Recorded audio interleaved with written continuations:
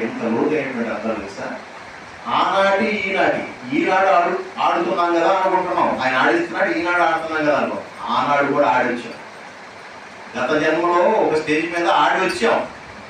ఆ ఆటలో మిగిలిపోయిన భాగం అంతా ఇప్పుడు ఆడటానికి వచ్చాం. చూసారా? ఆ ఆటలో నువ్వు ఏదైనా పుణ్యం చేసుకుంటే ఇక్కడ చక్కగా అనుభవించడానికి ఇక్కడికి వచ్చావు ఆడటానికి. అక్కడ ఏదైనా పాపం చేసుకుంటే అది కూడా మూట కట్టుకుని ఇక్కడికి వచ్చావు, ఇక్కడ ఆడటానికి వచ్చావు. ఆనాడు ఆట ఈ ఆట కలిపి టోటల్ గా మన పైనుంచి చూస్తా ఉన్నాడు. ఏం ఆడుతున్నాడు, ఎట్లా ఆడుతున్నాడు అని చెప్పేసి నీలా నాటక సూత్రధారి. అట్లాగా ఈ పద్యంలో స్వామి తన అవతార తత్వం గురించి, లక్ష్యాన్ని గురించి చెప్తూ ఆ నందగోపురంలో ఆనాడు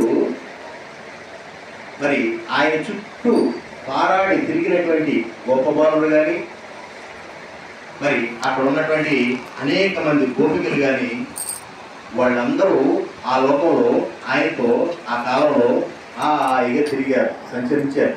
అయిపోయింది, వాళ్ళ కాలం అయిపోయింది. ఆ అవతార పురుషుడు అవతారాన్ని సాధించాడు.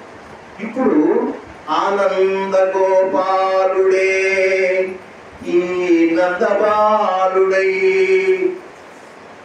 తన వారి గుర్తింప తరలి వచ్చే. ఆయన వచ్చాడంట. అమ్మా, నా గోపిక స్త్రీలు, నా చుట్టూ తిరిగినటువంటి నా గోపాలుడేవి, నన్ను నమ్ముకున్నటువంటి నా భక్తజనం ఏమైపోయారు, ఏ లోకంలో ఉన్నారు, ఆ లోకంలో ఏ బాధలు పడుతున్నారు అని చెప్పి మనల్ని గుర్తించడానికి ఆయన వచ్చాడంట అవతార పురుషుడు. మనం ఎంతకాలం అనుకున్నాం, అబ్బా మనమే ఆయన గుర్తించేవాళ్ళ బాబు, మనమే ముందుగా వెళ్ళిపోయాము, అబ్బో 4 తరాల నుంచి మేము వెళ్తున్నామంటే ముందుగా గుర్తించామని కాదు, ఆయన గుర్తుపట్టి మనం లాక్కున్నాడు. ఆనాడు ఎప్పుడో ఎక్కడో ఆయనకి మనం సేవ చేశాం. గోపికగానో మరి గోపాలుడుగానో, లేకపోతే ఆయన ఆరాధిస్తూ ఆయన వంశంలో పుట్టో, లేకపోతే ఆయన చుట్టూ గ్రామాల్లో పుట్టో, ఆయన గురించి వినో, మొత్తానికి ఆనాడు మనం అంతా కూడా ఆయనకి సేవ చేశాం. అందుకే ఈనాడు ఆయన మనల్ని గుర్తించడానికి వచ్చాడు. అట్లాగే ఆనాడు ఎక్కడో రామచంద్ర ప్రభువుకి బంటుడుగా పనిచేశాం. ఆ వానర సైన్యంలో ఏదో ఒక సైన్యం అయి ఉంటాం బహుశా. చూసారా? అందుకని మనల్ని గుర్తించడానికి ఆ రామచంద్రుడే ఈ రామచంద్రుడిగా వచ్చాడు. నేను అందుకు వచ్చానయ్యా అని చెప్తూ ఇక్కడ అంటున్నాడు స్వామి, ఆ దశరథనందుడు అనేటువంటి శ్రీరామచంద్రుడే ఈనాడు పుటపర్తి అనేటటువంటి ఆరామంలో వెలుగొందే చంద్రుడై తన సేవకులను, తన వారలను రక్షించడం కోసం వచ్చాను అని చెప్తున్నాడు. చూసారా?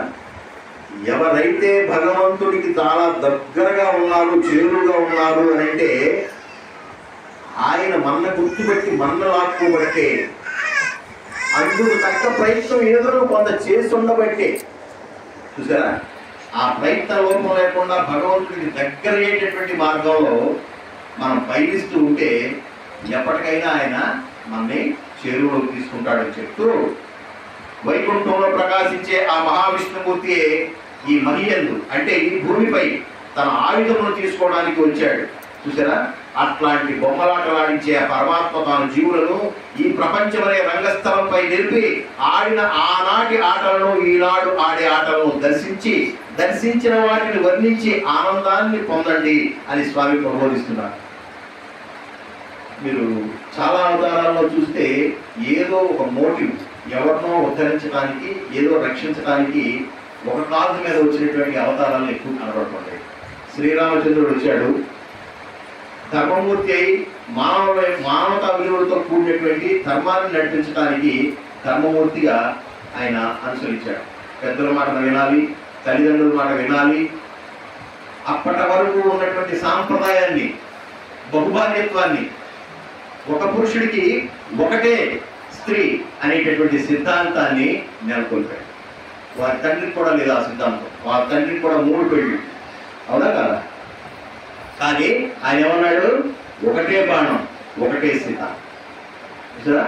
ఆ మహాపురుషుడు ఆనాడు అది ప్రవేశపెట్టకపోతే బహుభార్యత్వం కంటిన్యూ అయిపోయి ఇతర ధర్మాల్లో ఉన్న వాళ్ళలాగా ఎంతో మందిని చేసుకోవచ్చు, ఎంతో మందికి తలాక్ అనొచ్చు అనేటటువంటి సాంప్రదాయంలో ఎవరికి ఎవరు పుట్టారో తెలియకుండా step father, step mother, step son, step doctor అని చెప్పేసి వీళ్ళందరూ ఒక వేదిక మీద కలిస్తే ఎవడెవడ పుట్టాడో తెలియనటువంటి యూరోపియన్ వేదికల్లో అప్పుడప్పుడు 25 సంవత్సరాల జూబ్లీ కదా ఏదో అంట, ఆవిడ పెళ్లి దినమంట, మొట్టమొదటి పెళ్లి చేసుకుందంట. చేసుకుంటే ఆ సంతానాంతాన్ని పోగేసింది. ఎంతమంది సంతానం? 27 మంది సంతానం. ఎంతమంది భర్తలు? 6 భర్తలు. ఈవిడ పరిచయం చేస్తుంది, అరే మీ నాన్న, అరే మీ నాన్న అని. Step father, step mother, step son. ఎందుకు వచ్చింది ఇదంతా? బహుభార్యత్వం. కానీ ఆనాడు రామచంద్రుడు వచ్చి ఒకటే పురుషుడికి ఒక స్త్రీయే, చూసారా, అనేటటువంటి సిద్ధాంతాన్ని మానవతా విలువలను బోధించడానికి వచ్చినటువంటి మహానుభావుడు. మరి పరిపూర్ణ అవతారి అయినటువంటి శ్రీకృష్ణ భగవానుడు వచ్చి ధర్మాన్ని భూమి మీద నిలపడానికి, మనిషిగా జీవించడానికి ఆయన ఎంత కష్టపడ్డాడో మనకు తెలుసు. అట్లాగా ఆ క్రమంలో వాళ్ళందరూ కూడా కొన్ని ఆయుధాలు ధరించి వచ్చారు. ఆయుధాలు ధరించి వచ్చి రాక్షసులు అన్నటువంటి వాళ్ళందరినీ నిర్మూలించారు. కానీ ఇక్కడ భగవాన్ సత్యసాయి బాబా ఎటువంటి ఆయుధంతో రాదు, చూసారా. ఇంతవరకు కొంతమంది సపరేట్గా కనబడేవాడు, వీడు రాక్షసుడు, వీడు మంచివాడు, వీడు చెడ్డవాడు. ఇప్పుడు కలియుగంలో మంచేదో చెడేదో మనకు తెలియటల్లా. చెడ్డవాడు వీడు తెలిస్తే అప్పుడు రాక్షసులను వీడు సంహరించేవాడు. ఇప్పుడు నేనే మంచివాడిని, నేనే చెడ్డవాడిని. ఉదయం పూట నవ్వుతున్నాను చక్కగా, సాయంత్రం పూట ద్వేషిస్తాను. ఉదయం పూట దేవతలా కనబడుతున్నాను హ్యాపీగా, మంచిగా మృదుమధురంగా మాట్లాడుతున్నాను.